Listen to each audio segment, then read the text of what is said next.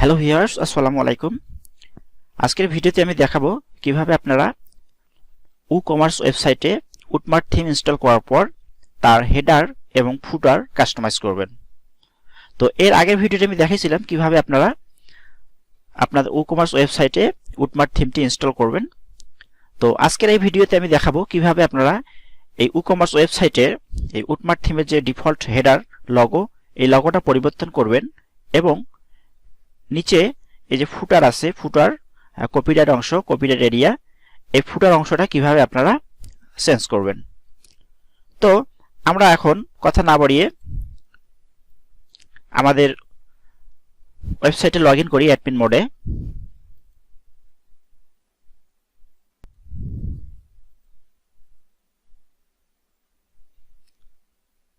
আচ্ছা, আমি log in করলাম অ্যাডমিন মোডে। এরপর আমরা থিম ড্যাশবোর্ডে যাব। এখানে দেখুন থিম ড্যাশবোর্ড, এরপর থিম সেটিংস, এরপর এডিট হেডার। তো আমরা এই এডিট হেডারে যাব। এই জন্য এডিট হেডার লেখাতে ক্লিক করব। এরপর এখানে দেখুন হেডারের সেটিংসগুলো দেখাচ্ছে। এখান থেকে দেখুন টপ বার, হেডারের উপরের অংশ, মেইন হেডার, লগো।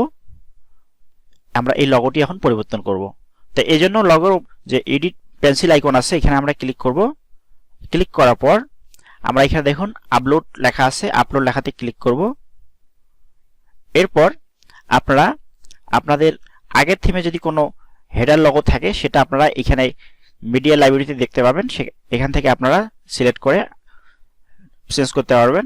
আর যদি আগে থেকে কোনো হেডার আইকন বা হেডার লগো আপনার না থাকে, সেক্ষেত্রে আপনারা এই যে দেখুন আপলোড ফাইলস আছে, এই আপলোড ফাইল লেখাতে ক্লিক করবেন। তারপর সিলেক্ট ফাইলস লেখাতে ক্লিক করলে আপনাদের কম্পিউটারে নিয়ে যাবে। এখান থেকে আপনাদের যে লগো আছে সেই লগোটি আবার নির্বাচন করে ওপেনে ক্লিক করবেন। তো আমার আগেরই আছে, লাইব্রেরিতে জমা আছে, এই জন্য আমরা লাইব্রেরি থেকে এখন দেখাবো। তো আমি এইটাতে ক্লিক করলাম। ক্লিক করার পর ইউজ দিস ইমেজ লেখাতে আমি ক্লিক করব। আচ্ছা, দেখুন এখানে লগোটি চলে আসছে। এরপর আমরা সেভ লেখাতে ক্লিক করব। এটা ডেস্কটপ ভার্সন হলো, এখন মোবাইল ভার্সন আমরা ঠিক করব। এই জন্য এখানে মোবাইল লেআউট ক্লিক করব। মোবাইল লেআউট ক্লিক করার পর আমরা এখানে এই যে লগো অপশন আছে, লগোতে ক্লিক করব। এখানে এডিট মেনুতে ক্লিক দেব। এডিট মেনুতে ক্লিক দেওয়ার পর এখানে আপলোড লেখাতে ক্লিক করব। আবার আগের মতোই আমরা এখানে লগোটি নির্বাচন করে ইউজ দিস ইমেজ লেখাতে ক্লিক করব। তারপর সেভ লেখাতে ক্লিক করব। আচ্ছা, সেভ লেখাতে ক্লিক করলাম। এরপর আমাদের ডেস্কটপ ভার্সন এবং মোবাইল ভার্সন দুটোই আমাদের পরিবর্তন হয়ে গেল। এখন আমরা সেভ হেডার লেখাতে ক্লিক দেব। হ্যাঁ, হেডার ইজ সাকসেসফুলি সেভড, অর্থাৎ আমার হেডারটি সেভ হয়ে গেছে, পরিবর্তন হয়ে গেছে। এখন আমরা সাইটটি ভিজিট করে দেখি। হ্যাঁ, দেখুন আমার হেডারটি পরিবর্তন হয়ে গেছে। মোবাইল ভার্সন এবং ডেস্কটপ ভার্সন দুটোই আমরা পরিবর্তন করলাম। এরপর আমরা ফুটার অংশটি পরিবর্তন করব। এই জন্য আমরা আবার এখানে থিম সেটিংসে যাব। থিম সেটিংসে যাওয়ার পর আমরা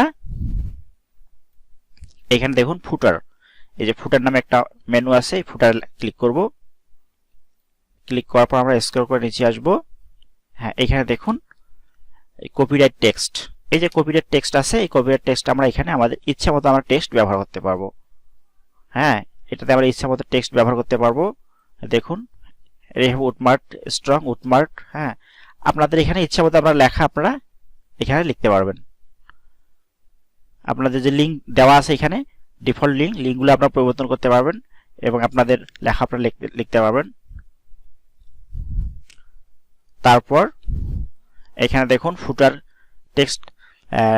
টেক্সট নেক্সট টু কপিরাইটস, অর্থাৎ এখানে কপিরাইটের পাশে যে লেখা আছে, যে ছবিগুলো আছে, সেই ছবিগুলো এখান থেকে পরিবর্তন করতে পারবেন। দেখুন WoodMart ইমেজ পেমেন্টসের যে ছবিগুলো আছে সেগুলো এখান থেকে আপনারা পরিবর্তন করতে পারবেন বা লেখা দিতে পারবেন। কোনো ছবির লিঙ্ক লাগালে এখানে ছবির লিঙ্কটা চলে আসবে। হ্যাঁ, তো এখানে আমরা যে লেখাগুলো আমরা এখানে রিমুভ করে দেই, একে।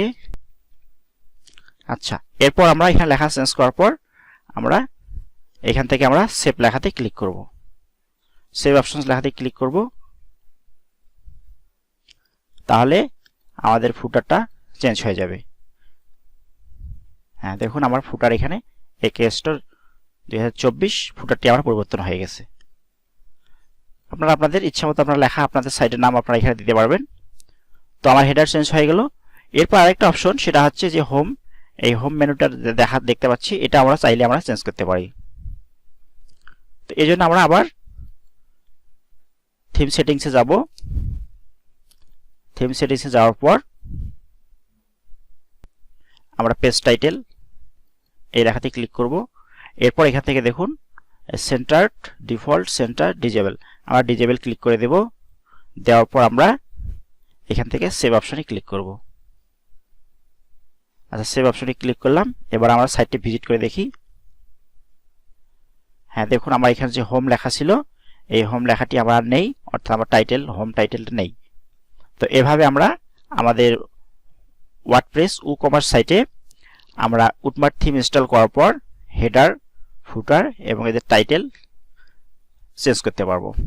তো সবাইকে ধন্যবাদ, ভালো থাকবেন। ভিডিওটি যদি ভালো লাগে অবশ্যই লাইক করবেন, নতুন হয়ে থাকলে সাবস্ক্রাইব করবেন, আর কোনো সমস্যা হয় তাহলে কমেন্ট করবেন।